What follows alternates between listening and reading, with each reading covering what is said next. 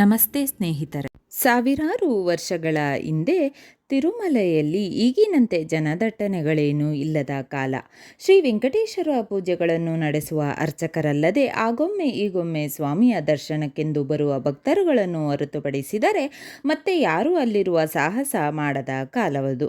ಆಗ ಅಲ್ಲಿಗೆ ಬಂದ ರಾಮಾನುಜಾಚಾರ್ಯರು ಯೋಚಿಸಿ ನಿತ್ಯ ಅಲಂಕಾರ ಪ್ರಿಯನಾದ ವೆಂಕಟೇಶ್ವರನನ್ನು ಅಲಂಕರಿಸಲು ಬೇಕಾದ ಹೂಗಳಿಗಾಗಿ ಅಲ್ಲೇ ನೆಲೆಸಿ ಹೂತೋಟವೊಂದನ್ನು ನಿರ್ಮಿಸಿ ಸ್ವಾಮಿಯ ಸೇವೆ ಸಲ್ಲಿಕೆಗಾಗಿ ತಮ್ಮ ಶಿಷ್ಯರಲ್ಲಿ ವಿಚಾರಿಸಿದಾಗ ಅವರ ಶಿಷ್ಯರೊಬ್ಬರಾದ ಆನಂದಾಚಾರ್ಯರು ಶ್ರೀನಿವಾಸನ ಸೇವೆ ದೊರೆತಿರುವುದು ನನ್ನ ಪುಣ್ಯ ಎಂದು ಒಪ್ಪಿಕೊಂಡರು. ಮೊದಲು ಹೂತೋಟದ ನಿರ್ಮಾಣವಾಗಬೇಕಿತ್ತು. ಹೂವಿನ ಗಿಡಗಳಿಗಾಗಿ ಬಾವಿಯೊಂದನ್ನು ನಿರ್ಮಿಸಲು ಪ್ರಾರಂಭ ಮಾಡಿದ ಆನಂದಾಚಾರ್ಯರು ಆರೆಯಿಂದ ಮಣ್ಣು ತೆಗೆದು ಮಣ್ಣಿನ ಬುಟ್ಟಿಯನ್ನು ತನ್ನ ಗರ್ಭಿಣಿ ಪತ್ನಿಯ ತಲೆಯ ಮೇಲಿಟ್ಟರೆ ಆಕೆ ಆ ಮಣ್ಣನ್ನು ಹೊತ್ತೊಯ್ದು ದೂರದಲ್ಲಿ ಬಿಸಾಡಿ ಬರುತ್ತಿದ್ದರು.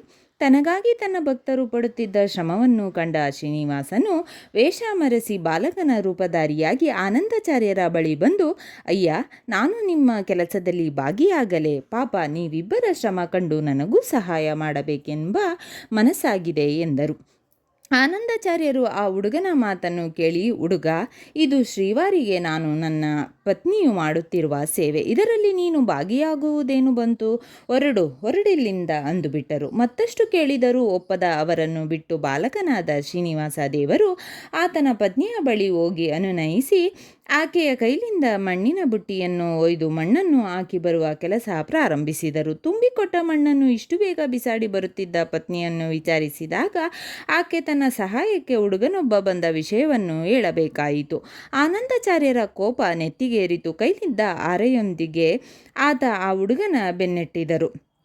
ತನ್ನನ್ನು ಹೊಡೆಯಲು ಆರೆ ಹಿಡಿದು ಅಟ್ಟಿಸಿಕೊಂಡು ಬಂದ ಅರ್ಚಕರನ್ನು ಕಂಡು ಆ ಬಾಲಕನಿಗೆ ನಗು. ಕೈಗೆ ಸಿಗದಂತೆ ತಪ್ಪಿಸಿಕೊಂಡು ಓಡುತ್ತಿದ್ದ ಬಾಲಕನನ್ನು ನೋಡಿ ಕೈಲಿದ್ದ ಆರೆಕೋಲನ್ನು ಆ ಬಾಲಕನಿಗೆ ತಾಗುವಂತೆ ಬಿಸಾಡಿದರು ಆನಂದಾಚಾರ್ಯರು.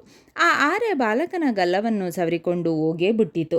ಬಾಲಕನಾದರೂ ಆಗಲೂ ಕೈಗೆ ಸಿಗದ ಓಡಿ ಹೋಗಿ ಶ್ರೀ ವೆಂಕಟೇಶ್ವರ ಗರ್ಭಗುಡಿಗೆ ನುಗ್ಗಿ ಮಾಯವಾಗಿ ಬಿಟ್ಟ. ಅಟ್ಟಿಸಿಕೊಂಡು ಬಂದರೂ ಕೈಗೆ ಸಿಗದ ತಪ್ಪಿಸಿಕೊಂಡ ಗರ್ಭಗುಡಿಗೆ ಓಡಿ ಬಂದ ಬಾಲಕನ ಬಗ್ಗೆ ಅರ್ಚಕರಿಗೆ ದೂರು ಹೇಳಿದರು ಆನಂದಾಚಾರ್ಯರು. ಸರಿ, ಅರ್ಚಕರು ಗರ್ಭಗುಡಿಯಲ್ಲಿ ಹುಡುಕಿದರೂ ಎಲ್ಲೂ ಬಾಲಕನ ಪತ್ತೆ ಇಲ್ಲ. ಆದರೆ ಅಲ್ಲೊಂದು ಘೋರ ಅನರ್ಥವಾಗಿ ಹೋಗಿತು. ಶ್ರೀ ವೆಂಕಟೇಶ್ವರ ಗಲ್ಲದಿಂದ ದಳದಳನೆ ರಕ್ತ ಸುರಿಯುತ್ತಿತ್ತು. ಅರ್ಚಕರು ಭಯದಿಂದ ಗಡಗಡನೆ ನಡುಗಿ ಹೋದರು. ಆನಂದಾಚಾರ್ಯರು ಸಹ ಈ ಘೋರ ದೃಶ್ಯವನ್ನು ಕಂಡು ಭಯದಿಂದ ನಡುಗಿ ಹೋದರು.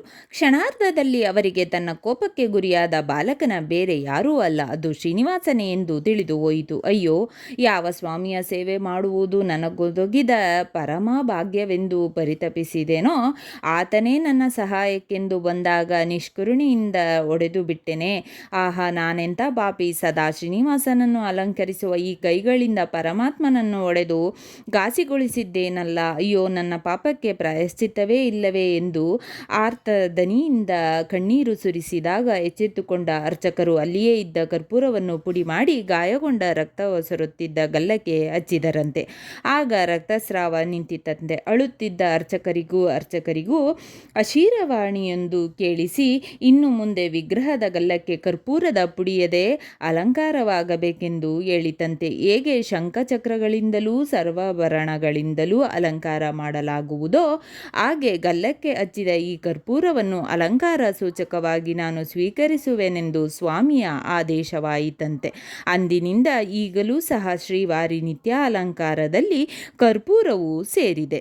ಗೋವಿಂದ ಗೋವಿಂದ ಗೋವಿಂದ ಗೋವಿಂದ ಗೋವಿಂದ ಗೋವಿಂದ. ಧರ್ಮೋ ರಕ್ಷತಿ ರಕ್ಷಿತಃ. ಕೃಷ್ಣಾರ್ಪಣಮಸ್ತು. ಸರ್ವಜನ ಸುಖಿನೋ ಭವತು. ಸ್ನೇಹಿತರೆ, ಈ ವಿಡಿಯೋ ಇಷ್ಟವಾದಲ್ಲಿ ಲೈಕ್, ಶೇರ್ ಆ್ಯಂಡ್ ಕಾಮೆಂಟ್ ಮಾಡಿ. ಮುಂದಿನ ವಿಡಿಯೋಸ್ಗಳಿಗಾಗಿ ಚಾನಲ್ ಅನ್ನು ಸಬ್ಸ್ಕ್ರೈಬ್ ಮಾಡಿ. ಧನ್ಯವಾದಗಳು.